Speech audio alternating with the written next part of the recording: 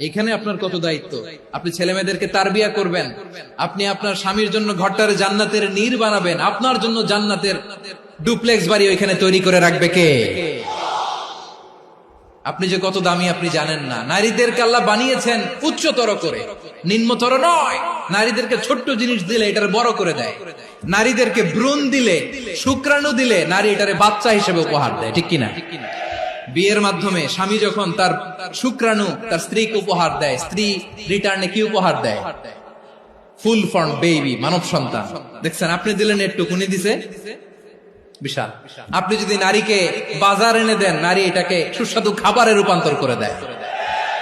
আপনি তাকে একটা মুচকি হাসি দিয়ে দেন, সে তার কলিজা দিয়ে দেয়। কিন্তু যদি আপনি তার মনে কষ্ট দেন, সে আপনার জীবনকে জাহান্নাম বানায়া দেয়। নারীর মন বুঝতে পারলে নেয়ামত, বুঝতে না পারলে কিয়ামত। আমার প্রিয় বোনেরা, আপনি যে কত দামি আপনি জানেন না। অনেক দামি আপনি।